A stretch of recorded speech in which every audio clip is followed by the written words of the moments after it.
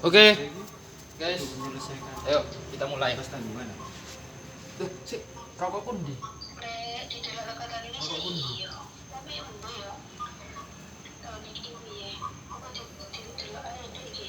Amin. Teko dari mana bos? Wis divalidasi ono alumni wis lulus. Mono keresahan hati enggak? Loh, enggak, ini langsung langsung pertanyaan ini. Ini kita sudah mulai ini. Oh, sudah. Sudah mulai. Dari mana aja? Dari seharian ini. Ya aku tak. Pakai bahasa Indonesia. Oh, Oh iya, bahasa Indonesia. Rokok. Santai kita. Weh. Alhamdulillah hari ini ya sedikit berjalan kurang lancar. Tapi masih bisa teratasi. Namanya masalah itu tiap hari itu kayak emang ada. Iki aku Kalau gue Iya. tiap hari gue Lipo apa lempeng mari ngono. start planning Ngurusi pendidikan. kegiatan yang nggak planning secara rinci, cuma Iya. jelas lah. Kurang masuk. Cuma namanya cobaan masalah pasti ada. Pasti ada. Memang Gimana tadi? Baru iso ngurusi ini ya, daftar wisuda ya. Oh, iya, aku itu mang awalnya ono jadwal untuk penyuluhan Sedowo berarti ya. Penyuluhan itu kayak gimana? penyuluhan kesehatan ke pasien, ke keluarga pasien Pasien, oke. Terus secara banyak, secara langsung secara banyak orang. Sing ngomong maksudnya. penyuluhan kesehatan ini Ini ke kesehatan. keluarga pasien, Keluarga pasien. bukan ke pasiennya. Burung. Terus kemudian Sebenarnya wis dijadwal jam 9 mulai kemarin. ya. Paman lapo. Terus indikator berjalannya acara itu kalau pasiennya banyak, sehingga keluarga pasien pun juga banyak. Tapi sampai jam setengah 9 itu nggak ada pasien. Nggak ada pasien. Itu pasien yang rawat inap atau pokoknya pasien yang kita adakan penyuluhan, Pasien IGD, pasien IGD gawat darurat. dan tidak ada pasien. Dan tidak ada pasien sampai jam setengah 9. Adapun cuma 1-2. Kan acaranya jam 9 Acaranya jam 9. sampai setengah 9 tidak ada. Terus setelah itu Terus nge-planning Nah, bikin solusi. Kan daripada teman-teman berangkat nihil kan. ya Kan ada yang dinas Temen-temen malam kan ini. kasihan. Iya. Habis dinas malam pulang jam 7, masa jam 9 balik lagi. langsung balik. Kasihan. Terus sama yang dinas siang nanggung. Mau datang terus nanti jam 2 pun ada PKN ku jadwal pembimbing masuk. saja. Jadi nanggung. Bener. Mau nunggu banyak pasien pun nggak tahu. Pasien banyak Sampai jam kapan? 11 Ya. atau jam 10 kan nggak tahu. Jadi konsep penyuluhan itu dibuat 2 gelombang. Anggapannya pastinya pas dikit. Pasti. Oke. Ternyata udah disepakati 2 gelombang, 1 pagi, 1 siang. Sabtu satu pagi dan satu pagi, lagi satu siang. Oke. Jam Terus 9 sama jam Sabtu lah jam 2 jam 2. udah disepakati. Aku ikut siang, Ikut yang siang. ikut yang siang. Terus ternyata jam setengah 10 itu ini keputusan udah fix ya. 2 gelombang kan. Jam setengah 10 itu ada pasien banyak, Banyak sih waktu itu. udah ada banyak. Terus pas kebetulan teman-teman mayoritas datang semua Ya. jam 9. Yang nggak datang itu cuma 3 orang. 3 orang. Siap-siap yang siang. Nah, ketua kelompok istilahnya yang mengarahkan kebijakan untuk lanjut atau tidak di jam 9 itu putusin oke, jam setengah 10 tetap penyuluhan, terus konfirmasi ke penanggung jawab di Penanggung rumah jawab. sakit. Nah, saya konfirmasinya itu nggak nyampaikan kalau penyuluhan itu disetting 2 Dua gelombang. gelombang. Jadi ngiranya 3 orang ini nggak hadir. Di situ mulainya polemik. Ada muncul. Dan sampean masuk yang ketiga, tiga orang ini. Iya, gitu. Waduh. Karena sampean sudah dinas malam kan? Aku kemarin dinas siang kemarin. Oh, kemarinnya dinas ya. Terus mau dinas siang juga Ya. sekalian. Terus akhirnya terselesaikan masalahnya. Terus akhirnya ya dikiranya pas aku datang penanggung jawab kan masih ada kan sampai siang kan, sampai jam 2 ditanyain terus juga di mana ini tanggung jawabnya. Wah. Kayak gitu-gitu. Berarti ini kesalahan dari komunikasi ketua tadi itu kan? Nggak menyampaikan ada. sebetulnya. Ya, setelah itu Yes, pas aku ngomong ini Pak, rencananya itu memang dibuat dua gelombang karena tadi itu masih sepi setengah 9. Daripada teman-teman berangkat nanti nggak tahu kapan gitu. Nggak tahu itu. Marah Kadang, penanggung jawab. Enggak marah. Tapi heran, loh masa sih dibuat dua gelombang? Iya. Berarti kan di sini kan berarti emang ada miskomunikasi. Iya. Nah, di situ terus katanya kalaupun nggak penyuluhan ya nggak apa-apa. Cuma jatuhnya ternyata bilangnya ke ketua kelompok, ini anak 3 orang ini pasti nanti nilainya udah Ya. Tapi nggak masalah sebenarnya beda. Cuma dicap tanggung jawabnya nggak ada itu. Yuk kita merasa lah, wong kita sudah maksimal. Udah mau berangkat tapi kok keputusan kelompok kan gitu. Iya. Dan itu hal yang lumrah sebenarnya. Lumrah. Di ruang-ruang lain pun seperti itu, mau dibuat bertahap pun nggak apa-apa. 3 gelombang, mau pagi, mau terus besoknya lagi, nggak apa-apa. Dengan orang yang berbeda nggak apa-apa. Itu aku menarik ke ini sih, lebih tertarik ke pernyataan ada mitos nih kalau di IGD itu jangan sampai pernah dengar mitos itu nggak sih?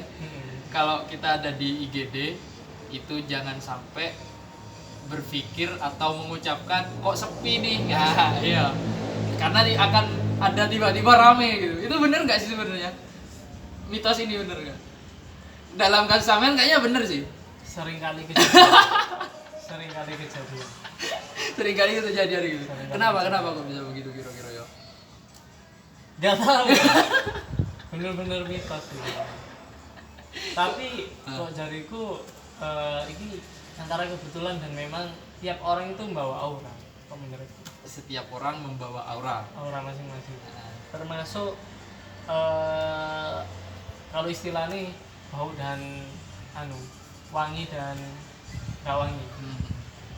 Kalau orang wangi itu nggak ada pasien. Hampir nggak ada pasien. Orang wangi ini maksudnya gimana? Wangi itu dalam sebutan auranya itu kayak nggak bawa pasien. Tapi ada orang yang auranya itu ngundang pasien. Masa ada yang begitu? Ngundang pasien datang. Itu dokter punya seperti itu? Dokter pun ada. Kayak gitu. Ngeri juga berarti ya. Jadi kalau yang kebetulan jaga di IGD kan IGD dokternya pun juga ganti-ganti kan. Harus standby di gawat darurat kan. Beda kalau di ruangan ditinggal pun nggak masalah. Kadang pegang ruang ini banyak pegang ruangan. Kalau di bangsal rawat inap. Tapi kalau di IGD itu harus ada yang standby karena kan nggak tentu kan datangnya pasien. Terus itu ganti-ganti juga. Nah, perawat di perawat senior pun ada yang kita ini. Kalau dokter ini yang jaga itu pasti banyak lah. Mau cerita. Gimana ceritanya bos? Aku dinas siang kan. Iya. Jam 2 masuk kan. Sampai jam 5 itu nggak ada pasien sama sekali. Kebetulan nggak ada pasien sama sekali. Dari jam 2 sampai jam 5? Jam 5 3 jaman ya? 3 jaman nggak ada pasien. Terus dokter yang kebetulan jaga siang itu telat. Datang jam 5. Langsung full. Dalam rentang waktu 1 jam. Full 10 pasien. Ada dokter yang seperti itu loh. Kebetulan temanku juga sepertinya ada yang bawa ngundang. Tiap kali jaga sama orang itu nggak bisa tenang, nggak bisa istirahat. Pasti datang. IGD itu dalam artian gawat darurat itu penanganan langsung atau bagaimana itu maksudnya IGD itu? Nah ini datangnya pasien ke gawat darurat itu kan tetap ada penilaiannya kan. Kalau masuk kategori gawat darurat itu pun dibagi menjadi 5 kategori. Gawat daruratnya yang seperti apa gitu. Kalau sampai jantung itu bisa nyampe gawat darurat tingkat ke, jadi urutannya kalau 5 itu sedang rendah. Yang 1 itu yang paling tinggi. Yang 1 itu yang paling tinggi. Dan jantung masuk ke nomor 1. Jantung itu masuk nomor 2. Oh, masih nomor 2. Kalau 1 itu udah benar-benar kompleks, kayak jantung aja. Jantung, paru-paru juga, terus koma, nggak sadar diri. Itu langsung Terus, gitu. Berarti dari misalnya dari rumah nih, kok penyakitnya memang kompleks, itu langsung ke langsung ke IGD. Bedanya UGD sama IGD apa? kalau definisi ya, Iya ya, UGD. UGD Unit. Kalau I Instalasi. Ya, gitu kan itu. antara unit sama instalasi udah jelas beda. Beda. Dari skala besarnya. Kalau unit itu yang terkecil, Oh, ya. unit kecil. Kalau instalasi udah kayak Udah umum lah, lebih besar. besar. Memang khusus ke instalasi. Nah, UGD itu biasanya ada di klinik juga ada. Di tapi Puskesmas. puskesmas ya. Oh, kalau di puskesmas itu UGD ya. UGD. Oke. Isi. Tapi kalau nggak salah itu di beberapa puskesmas itu ada yang IGD. Ada IGD. Jadi hampir cukup kompleks bisa menangani tergantung alat-alatnya. Iya. Dikatakan instalasi sama unit pun dari segi jumlah kasur sama peralatannya siapa enggak. Kalau melahirkan bisa nggak masuk UGD? Bisa ya. Dalam Kan- kondisi darurat gitu. Kan kalau hamil melahirkan itu tuh opsi ini bisa di rumah sakit, bisa di puskesmas, bisa juga di bidan perangkat. Kan kebanyakan Marhaban. dari orang-orang Indonesia Yes, kebanyakan memang pakai ke bidan praktek. Langsung ke bidan. Bidan praktek itu yang sudah terpercaya. Si aja nang kene iki lho direkam iki. Podcast Iki, Bos. Ya Allah. Keren. Dapuranmu ora kira ngono. Ngawur ae kon niku. mau pilih dokumentasi. Mumpung gawe ini gitu. Terpercaya. Aku di rokok akeh no. Siap, wis. Mentol dan alami. Si aja nang kene ketutupan iki lho, Si. Nang kene lho. Sulat merah. Sudah merah ngawur ae kon niku. Nanti Paling sampean pernah paling Sevir iki lho aku ngerekam iki lho. Ya Allah, enggak ngomong rek iki. Sampean paling parah ngadepi pasien kayak apa? Parah separah-parahnya sih sebenarnya Yosiku kalau kompleks itu udah di jantung, ada riwayat stroke, ada riwayat batu ginjal, sama paru itu kompleks. Cuma di gawat darurat itu ono satu momen sing apa ya istilahnya nggak nyangka gitu. Iya. Pasien datang itu keluarnya nggak sesak. Sini gue ini. Diobservasi oke, tiap jam diobservasi bagus lah. Terus tiba-tiba yang penurunan kesadaran, langsung penurunan kesadaran kritis. Udah ditolong obat macam apa aja nggak bisa. Terus sekalian apa yang di jantung. Nah di situ RCP RJP itu gimana? Ini Di pompa ya. pompa. Pakai Manual tangan. itu. Manual pakai tangan. Itu Yang pakai napas buatan juga begitu. napas buatan Cowok cewek itu. cewek. Cowok. Cowok. Itu terus yang bikin napas buatan cowok. Oh, napas buatan enggak, pakai itu. Oh, pakai oksigen. Oksigen. Oke. Lain napas buatan itu ada alatnya sendiri. Jadi buat kayak masker gitu pentolane, tapi di ujung ini ada balonnya. Jadi tinggal ngepesin balon sama ngebangin balon aja. Terus itu gimana terusan kelanjutan yang tiba-tiba sesek terus RJP barang itu? Nah, di situ yuk nggak nyongko nih sampai insiden penurunan kesadaran drastis kan. Maksudnya Dari tanda- penurunan kesadaran drastis gimana itu maksudnya? Dalam artian awalnya bisa ngomong, Awalnya dia bisa ngomong, kan pengecekan awal salah satunya itu Iya, kalau entah bro. terus Pengecekan awal itu termasuk kesadaran juga kan. Orang ini bisa bicara apa enggak. Orang ini matanya bisa melek apa enggak. Terus sekaligus ini apa? Gerakan tangan sama kaki. Ada refleksnya apa enggak. Terus enggak iki sore Bang. Aku enggak nyoba. Terus akhirnya orang itu gimana? sebenarnya gejalanya sih bagus. 456 itu artinya semuanya bagus dari mata, eh, bisa ngomong, kesadaran, melek, gerak bisa, jalan bisa. Nah berarti full bagus. Cuma sesak aja. Bisa. Pas dicek jantung memang ada sedikit masalah tapi nggak terlalu menurun. Nah di situ kayaknya ada datang itu udah ada masalah di jantungnya. Sedangkan dokter awalnya ngiranya paru bermasalah. Udah difoto ronsen itu fokusnya ke paru-parunya, memang basah ada cairannya. Paru itu yang bikin bisa. Nah, ya coro pengobatan yang ada di IGD pun sebenarnya insya Allah bisa tertolong. Cuma ya itu mungkin kesalahan diagnosa itu bisa berpengaruh terhadap prioritas mana yang didahulukan. Oh ya, paham. Nah, di situ itu jatuhin penurunan kesadaran gratis pasien itu awalnya nggak bisa ngomong udah terus tapi masih bisa melek. Nah di situ gerak masih bisa. Itu lama-lama turun udah langsung nggak sadar, nggak bisa gerak, respon nyeri terkuat ini ada di dada. Respon apa? Respon nyeri. Nah, kalau dijepitnya nyeri. Iya. Yang paling nyeri itu di dada. Ditekan sini sakit.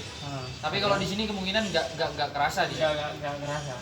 Yang paling nyeri itu kan nih orang pingsan kalau dipaksa sadar itu bertahap. Lewat cubitan, terus lewat sini dulu, tepuk sini itu ada respon nyerinya dikit, agak keras, terus cubit, kalau enggak langsung ini. Itu respon pelan-pelan aja agak sakit nih. Tapi kalau sampai keras nggak melek orang pingsan, nah itu harus segera dilarikan. Dan itu responnya 1 menit dari pingsan. Jadi harus tahu. Masih ada proses yo. Orang pingsan itu nggak boleh lebih dari 1 menit. Orang pingsan harus sadar, melek, nggak boleh lebih dari 1 menit. Kenapa kalau lebih dari? Kalau lebih dari 1 menit ada bahaya besar berarti yang mengancam. Iya, maksudnya kalau pingsan dibiarin dijadikan nggak masalah aja kan. Iya. Tapi kalau udah direspon nyeri, udah direspon sembarang kali kok nggak melek orang pingsan, nah di situ itu menandakan adanya kelainan yang besar. Ada masalah kompleks berarti dalam tubuh. Masalah besar. Jadi nah akhirnya orang itu punya masalah besar itu. Kemungkinan ya di jantungnya. Tapi tertolong orang. Yakin aku cuma segera tertolong. Itu yang nggak tapi jenenge musibah ya.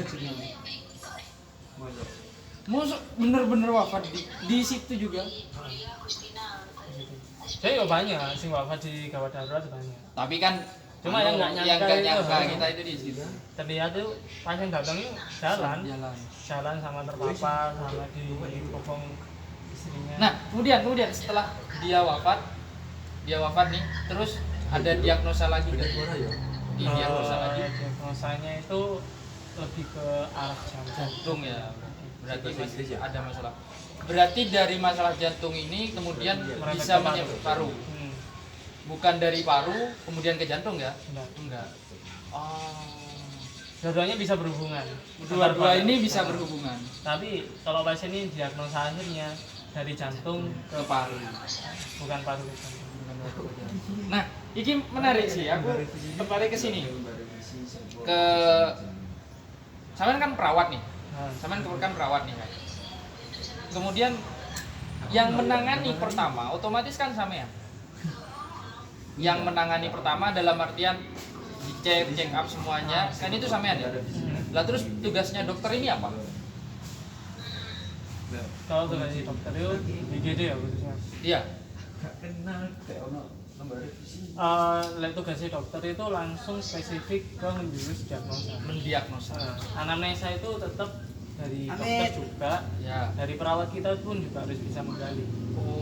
Menggali berarti riwayat. Paling enggak perawat itu punya kemampuan untuk dugaan memberi praduga lah ya. Memberi praduga, oh pasien ini begini. Jadi kita langsung menanganinya seperti ini. Dan itu sampean dilatih untuk seperti itu. Semakin banyak jam terbang sampean, semakin jeli sampean. Saat ini menurut sampean sudah bisa berapa persen lah dari 100% sudah berapa persen keakuratan sampean untuk mendiagnosa? Kalau diagnosa jelas Itu haknya dokter kan? Haknya dokter. Haknya dokter. Kalau sampean sendiri? Kalau untuk diagnosa, Iya. diagnosa ya sama spesifik. Praduga lah. Kalau praduga itu 78. Oh, sudah anu berarti ya. Keren, Rek. Cuma kan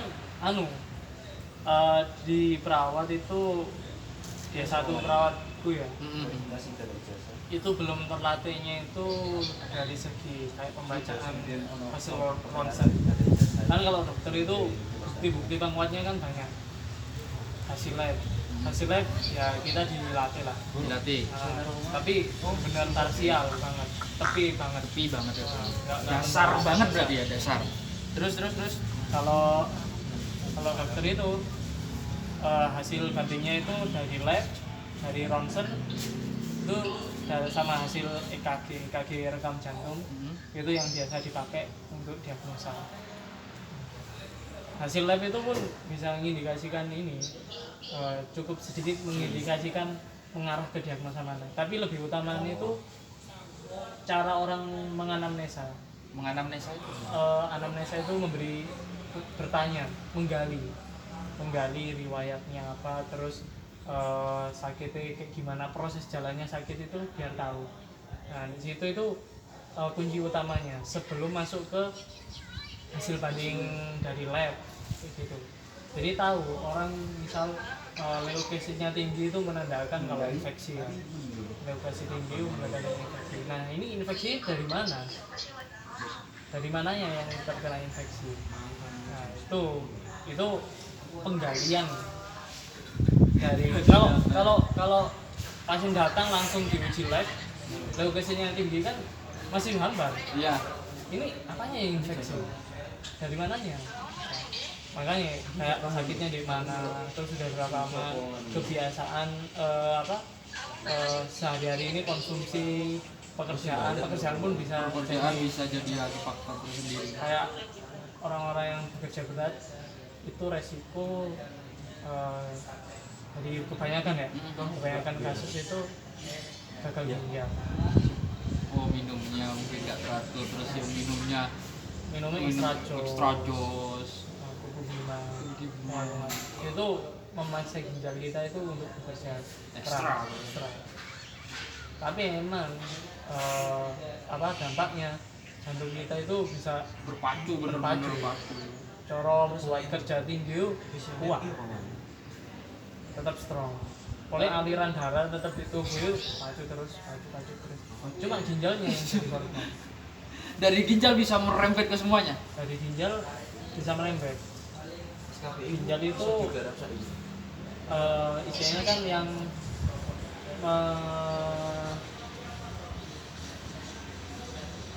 membunuh racun. Ginjal ya. Membunuh racun. Membunuh racun. Apalagi ginjal itu kan fokusnya untuk absorpsi penyerapan cairan. Iya. Jangan tubuh kita pun 60% cairan. 60% cairan, kebutuhan paling tinggi ya cairan. Nah, makanya kalau minum tapi kerja ginjal nggak maksimal, rasa haus itu tetap ada. Cuma kita nggak bisa minum banyak-banyak. Karena kalau minum banyak-banyak, ginjal ini udah Kesel gitu. udah capek. Ya. Sedangkan kalau kita minumi banyak, bakal ada penumpukan cairan. Kencing pun nggak bisa. Akibat penumpukan cairan? Bukan, akibat ginjal. Akibat ginjal itu bisa. Akibat ginjal nggak bisa menyerap cairan, sehingga nggak bisa dijadikan urin. Otomatisnya nggak keluar. Iya. Nah itu menumpuk di dalam tubuh. Menumpuk di ginjal tadi. Menumpuk di seluruh tubuh. Jadi larinya cairan ini nanti ke seluruh bagian tubuh, pembuluh darah. Lewat pembuluh darah, pembuluh darah itu di samping-samping itu bisa kayak dinding kan, pembuluh darah kan ada dindingnya itu bisa meresap air dan juga bisa mengeluarkan air kalau emang kebanyakan. Makanya itu kalau batu ginjal itu beberapa orang itu kalau udah kelewatan penumpukan ini kulit ditekan ini baliknya lama. Oh iya. Si. 5 detik ada. Ini punya aku ada ini. Gimana kalau punya? Normal nggak sih? Kalau normal itu pokok seketika balik itu kalau sampai jeda 2 detik 3 detik itu udah ada masalah berarti. Nah, kelebihan cairan. Gimana sih? Masalahnya kelebihan cairan. Gimana sih? Dan itu bisa berdampak ini. Bisa Sangat berdampak. berdampak sih. Sangat berdampak. Kompleks sih benernya ya. Kelebihan cairan ini mengakibatkan orang sesal. Karena di rongga paru pun juga Ada tertutup. kan? Kan rongga paru kan kembang kempis. Iya. Kembang kempis. Nah, kalau rongganya tertutup kan kembangnya nggak bisa maksimal. Heeh. Situ sesak. Oh, waduh. Jadi tertarik aku. Kompleks loh. Kompleks. Dan akibat paru-paru yang nggak bisa kembang kempis, oksigen pun nggak bisa tersuplai dengan maksimal. Akhirnya Oksigen nggak maksimal, kita bisa merasakan mudah lelah berarti. mudah lelah. Mudah lelah. Terus jantung, Berpacu. Lebih ekstra. jantung sama otak itu, Loh, otak juga ngaruh. iya, maksudnya jantung sama otak itu yang paling butuh oksigen. Ada oksigen. Kalau nggak ada oksigen pun nggak bisa ngolah ini apa, ngolah energi. Energi itu bisa diolah kalau ada udara. Ada juga energi yang bisa diolah tanpa udara. Makanan kan ya masuk kan, Ya. itu kan sumber energi. Sumber energi. Proses terjadi dari makanan ke Energi. jadinya energi itu ada yang anaerob sama aerob. Wait. Anaerob itu nggak pakai udara. Nggak pakai udara, oke. Yang aerob pakai Aerob. udara. Sedangkan sip, oke. yang paling banyak bekerja itu dalam kebutuhan sehari-hari Ah. itu aerob. Yang butuh istilahnya- udara.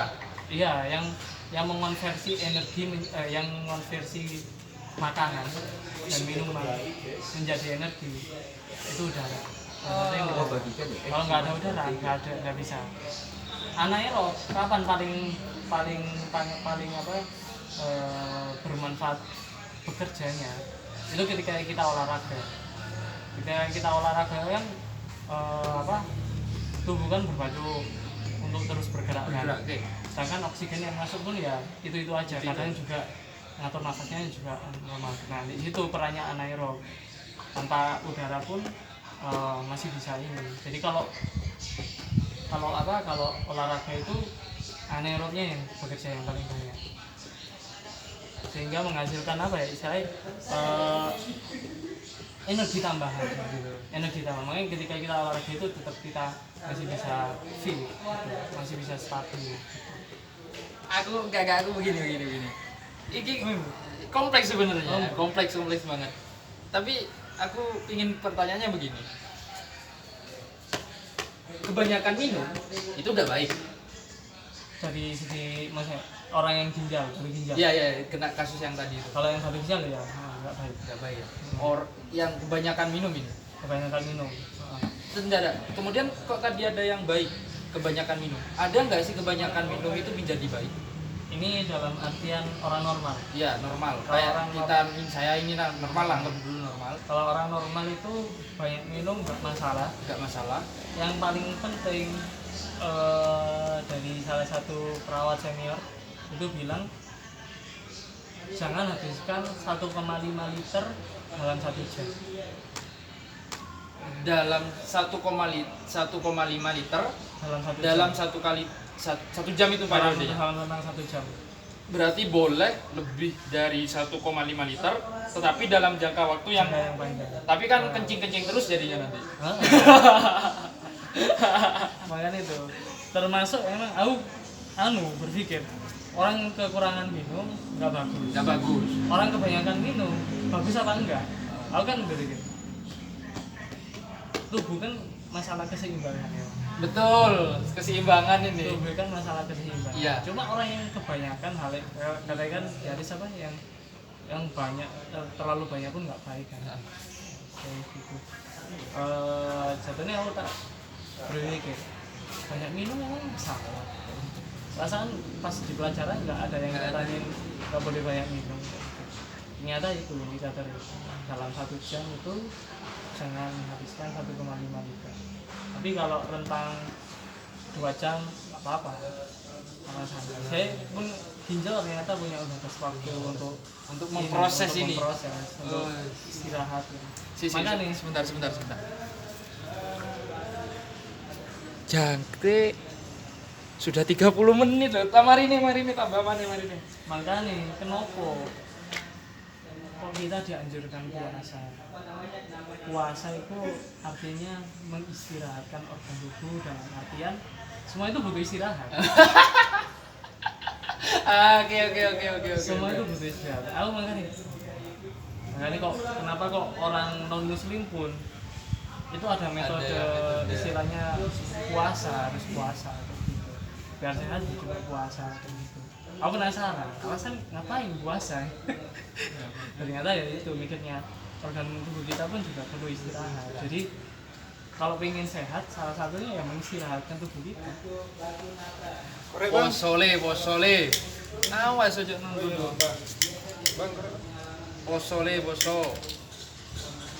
Aku sebenarnya ingin melanjut ke pembahasan masalah asam lambung sih, karena banyak sebenarnya orang-orang itu memiliki problem di asam lambung. Secara tidak langsung sih, sebenarnya mereka punya problem di asam lambung, tapi dia nggak sadar. Tapi itu karena waktunya tinggal 3 sudah habis ini, memori saya terbatas. Nanti kita sambung kapan-kapan dulu. Siap. Oke. Thank you. Pembahasan yang menarik. Aduh, setelah tempat adalah